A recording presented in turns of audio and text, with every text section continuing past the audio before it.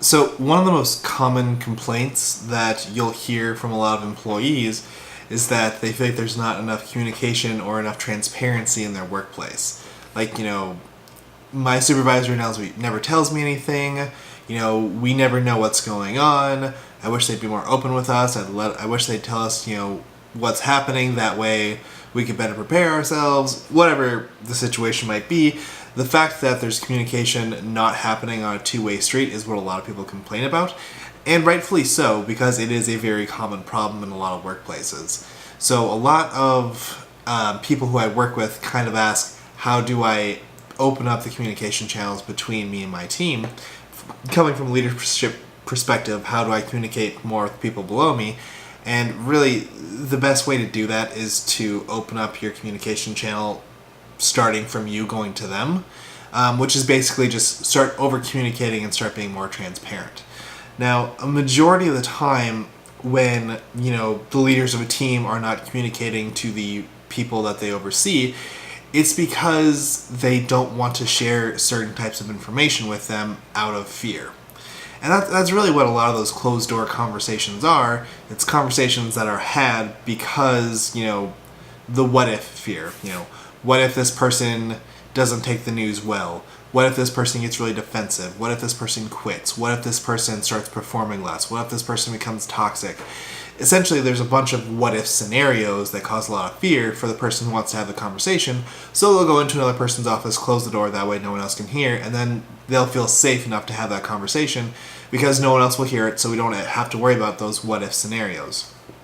And that fear is the exact same fear that gets in the way of transparency and open communication.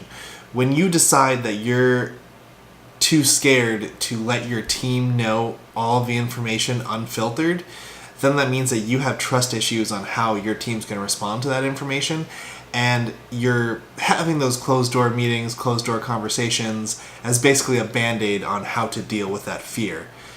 You're basically making an accommodation to the problem. That doesn't at all solve the problem. In fact, it sometimes makes the problem worse because you're ignoring the actual issue, and you're just doing a short-term solution that's going to create, long-term friction between you and your team because you're not maintaining that open channel of communication. So if you want to open up the dialogues of communication and create transparency, you need to get in the habit of being open and honest with people to their faces.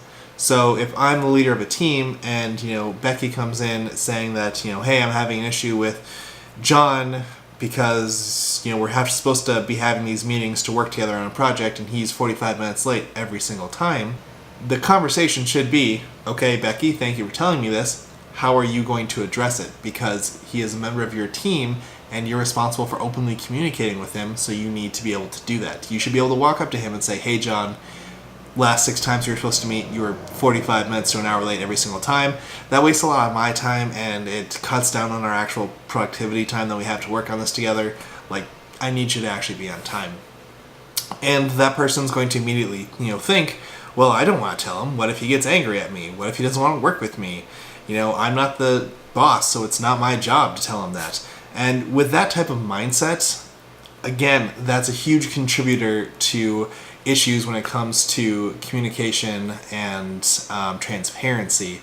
People want their coworkers to come to them with a problem, but they themselves don't want to go to their coworkers. They want to go to the supervisor, who will then go to the other coworker. That way they can kind of just stay out of this conversation that happens over here, so that if the coworker gets mad or, decides to shit talk people, they can say that they had nothing to do with it. And that, again, is fear. And that fear creates the issue with transparency. So if you want to develop better communication with your team and develop transparency, get in the habit of having open communications with everyone. If Jamie is having an issue, I should be able to look at Jamie and say, hey, Jamie, you're screwing up this way, in front of, Jamie's entire team. If Jamie chooses to take that personally, if Jamie chooses to get, really angry or defensive or whatever it might be, then that's a good thing because we're learning about a weakness that Jamie has. Jamie can't take criticism. That's good to know, and that's a skill that we can, develop as a team so that it gets to the point to where I can tell Jamie this information in front of everyone, and Jamie's like, oh, that's awesome, thanks for letting me know, and then they can correct their issue. Now, a lot of people, again, get really, really scared. Well, what if Jamie reacts poorly to it? Then you're going to, again, slide around the issue, have a closed-door conversation that leads to your boss having a closed-door conversation with HR, which leads to HR having a closed-door conversation with Jamie. Jamie obviously is not going to be happy about it, and they're going to say, what the hell? Why didn't anyone tell me this before it got to HR or my supervisor or something like that? So really, don't have those closed-door conversations if you want transparency. If you are fearful that your team is not going to react in a professional, adult way about it, then give them the opportunity to prove you wrong or right. Throw it out there, see how they respond. If it's a poor response, then you know what you need to work on to improve the team.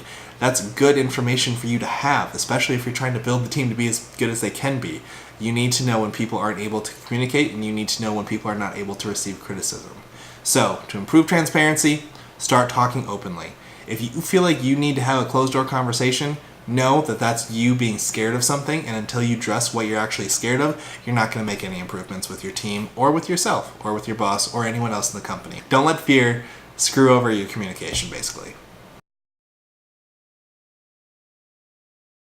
Hey, what's up everyone? Thank you so much for watching my videos. I really, really appreciate it. It means so much to me. I'm hoping that a lot of the content is helpful or applicable to you in your work situation.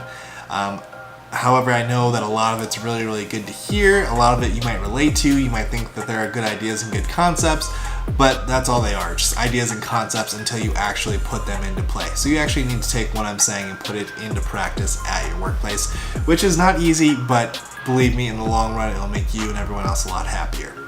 If you have any questions or you want to talk about certain people, scenarios, situations that are going on with you in your workplace, feel free to shoot me an email. You don't have to be a representative of a company to have a conversation with me. If you just want to have a question about, hey, I have a coworker who sucks, what do I do about it?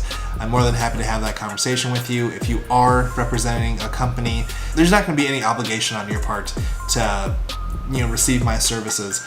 Again, if it's just information and you want to talk and problem solve around some situations that you're going through, I'd be more than happy to help. Just shoot me an email. My email is joshw@thisisleadership101.com, and I can't wait to hear from you. Thanks.